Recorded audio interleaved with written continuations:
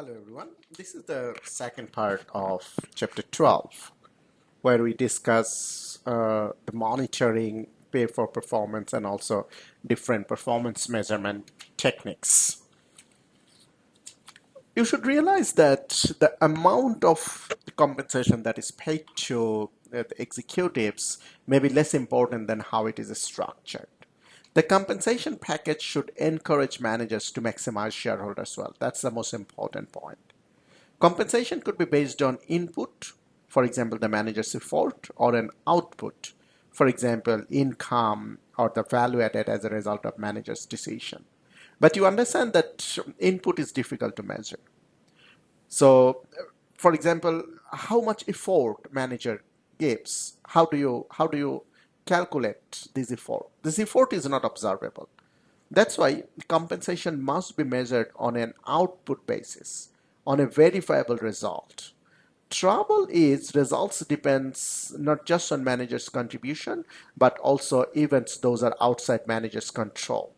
So unless you can separate out the manager's contribution, you face a difficult trade-off. You want to give the manager high-powered incentives so that he or she does very well when the firm does very well and poorly when the firm underperforms. But suppose that a firm is a cyclical business that always struggles in recessions, then high-powered incentives will force the manager to bear business cycle risk that is not his or her fault. Okay, so there are limits to the risk that manager can be asked to bear. So the result is a compromise. Firms do link managers' pay to performance, but fluctuations in firm values are shared by managers and shareholders. Managers bear some of the risks that are beyond their control, and shareholders bear some of the agency costs if managers fail to maximize firm value. Okay, so you understand that you need to ensure that the compensation you pay are reasonable and they are absolutely linked to their performance.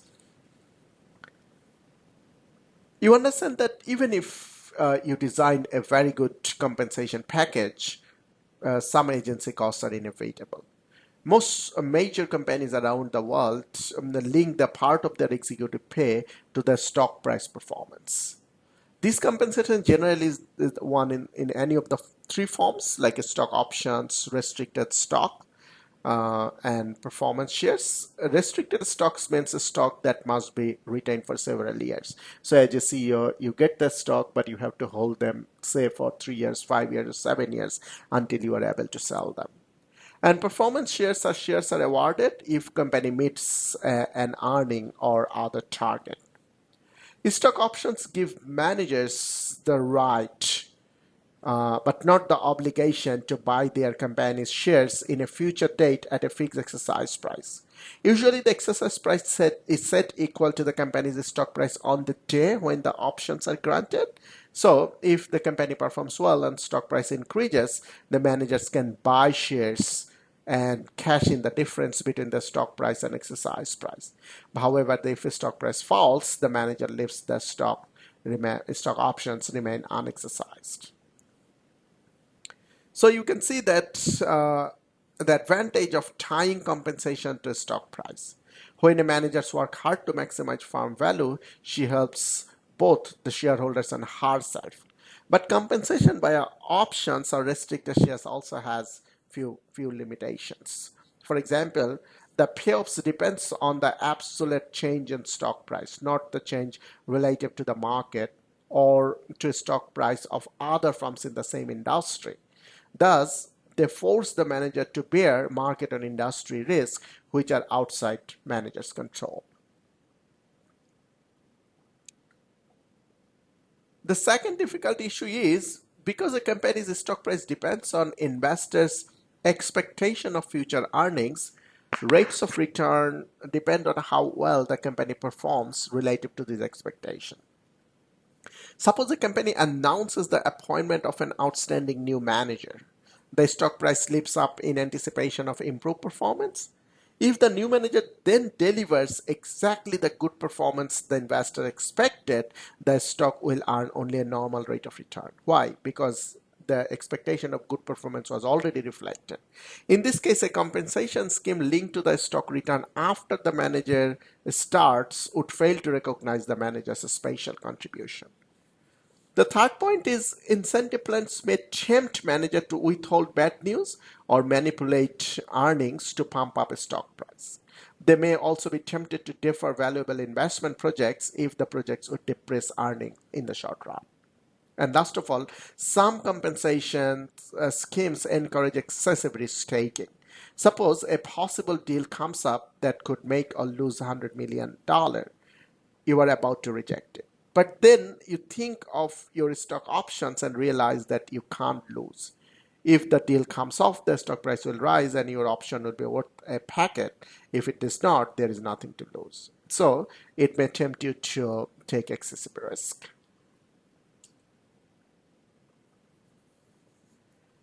So you understand that due to the imperfectness of the performance measurement based on stock options or restricted stocks, the performance is sometimes measured using the concept of residual income and economic value added, known as EVA. Almost all top executives of the firm with publicly traded shares have compensation package that depend mostly in part of the firm's stock performance. But their compensation also includes a bonus that depends on increase in earning or other accounting measures of performance. For lower level managers, compensation packages usually depend more on accounting measures and less on stock returns. Accounting measures have two advantages. First, they are based on absolute performance rather than a performance relative to investors' expectation, which is a problem of the stock return based performance measurement. And these accounting based measures make it possible to measure the performance of junior managers whose responsibility extends to only a single division or plant. Tying compensation to accounting profit also creates some obvious problems. First of all, accounting profits are partly within the control of management. For example, managers whose pay depends on near-term earning may cut maintenance or staff training to magnify their earning. Second, accounting earning and rate of return can be severely biased measures of true profitability. Third, growth in earnings does not necessarily mean that shareholders are better off. So any investment in a positive rate of return, for example, 1% or 2% or whatsoever, will eventually increase earnings. Therefore, if managers are told to maximize growth in earnings, they will dutifully invest in projects offering 1% or 2% returns, but they may destroy firm value because the shareholders' expectation is much higher.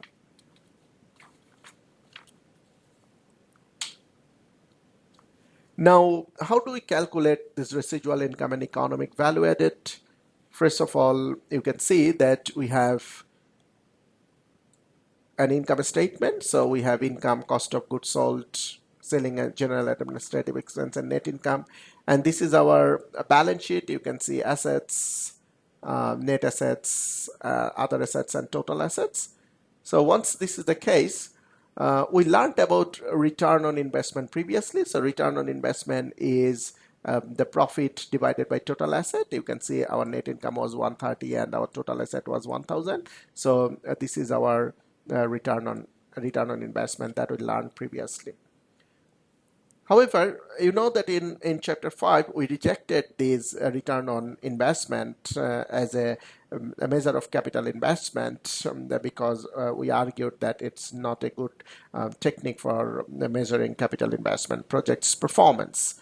Now, we use this return on investment in a different purpose that we calculate return on investment and we compare it with the cost of capital, and the difference is a measure of accounting performance. Okay, for example, in this case, you see that our return on investment is 13% and cost of capital is 10%. So net return on investment is 3%.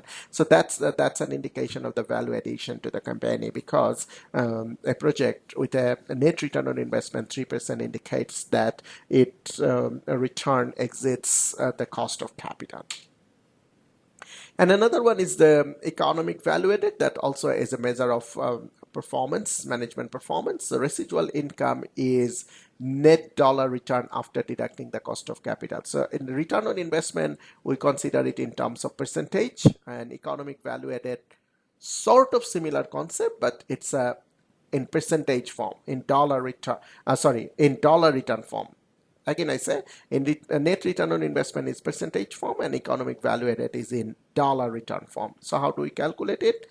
Economic value added is residual income, and this is income earned, this is income required. This is income earned, and what is income required? This is cost of capital multiplied by investment.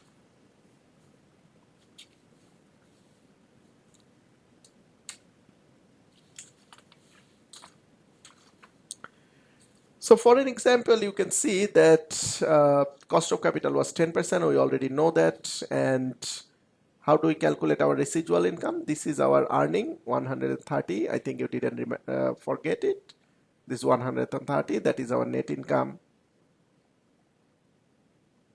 So this is income earned, and this is our asset, 1000, and multiplied by 10%. So this is our income required. You understand the concept of income required? Since our investment is $1,000 and we are requiring a return of 10%, so our required income is 100, and our actual income is 30. So this economic value added or residual income is 30 million.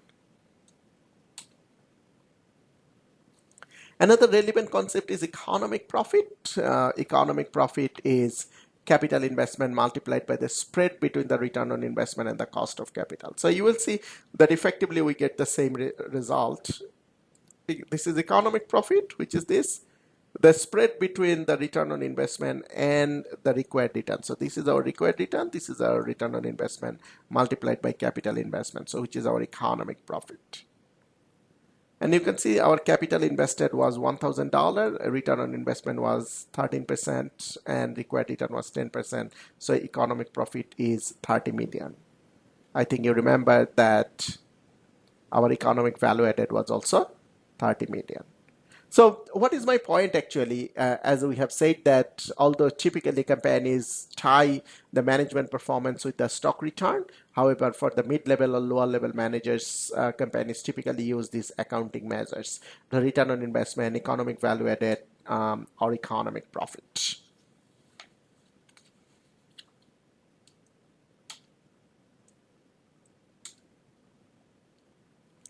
Now, what are the pros and cons of economic value added? First of all, economic value added sends a message to managers. What's that? Invest if and only if the increase in earning is enough to cover the cost of capital. You can remember we considered the income earned and income required to calculate economic value added, and income required was on the basis of the cost of capital and investment. So it's an easy message to grasp. The manager know that they can take a project only if it covers the cost of capital. EVA makes the cost of capital visible to operating managers. A plant manager can improve EVA by increasing earnings or by reducing capital employed. Therefore, underutilized assets tend to be flushed out and disposed of.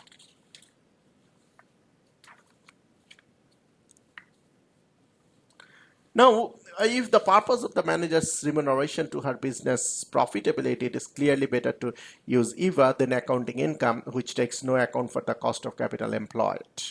Okay. However, is there any limitation for economic value added? Well, there is.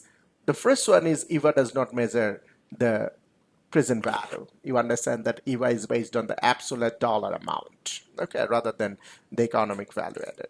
Okay, so issue is, how can you judge whether a low EVA is a consequence of bad management or a factors outside manager controls? That's another issue with EVA.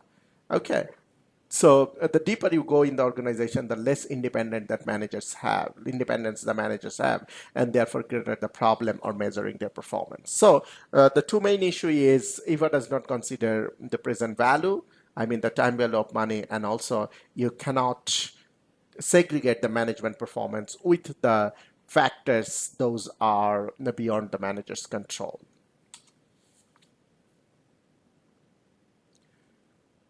Additionally, EVA mostly is based on how quickly you recover your investment. So as I already indicated, it does not consider time value of money. Now look at this example. A movie producer generates $30 million in net income during the 4 months run of the movie Revenge of the Finance Professors. Movie rentals and the post theater income is forecasted to be nominal. The cost to produce the movie was 100 million. Given a 10% cost of capital, what's the EVA of the project and was it a good investment? So you can easily calculate what the EVA is. The EVA is, you can see, this is the income, 30 million, and this is the income required, 10 million, and economic value added is 20 million. So you understand that while the EVA is positive, the movie industry highlights a major shortfall of EVA. What's that? It ignores the fact that no long-term benefit accrues from this movie.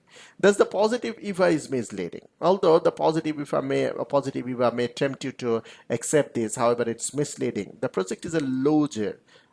Despite you have a very high quality subject matter, since it does not have any long-term benefit, it's not a very good project.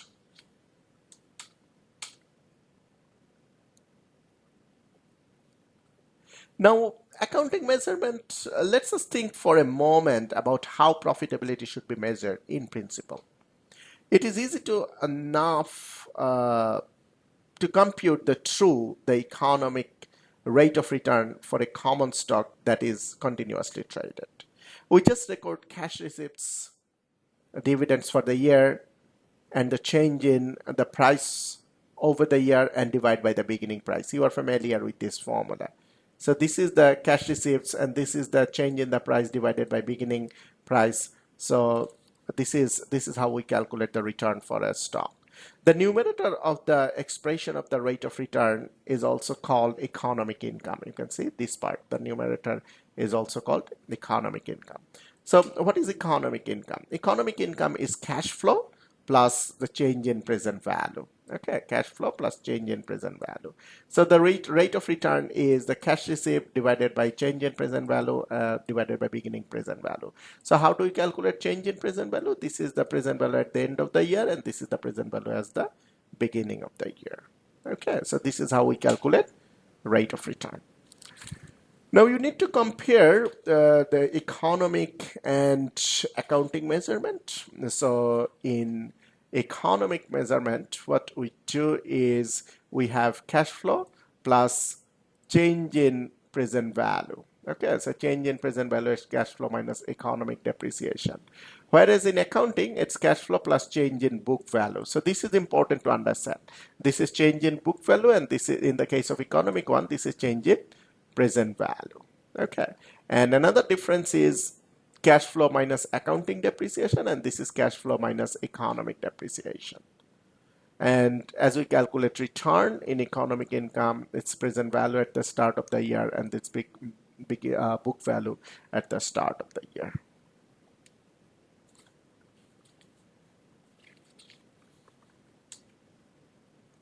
Here are a very quick example. You have cash flows, you can see, and book value at the start of the year, straight line depreciation, and book value at the end of the year considering a straight line depreciation.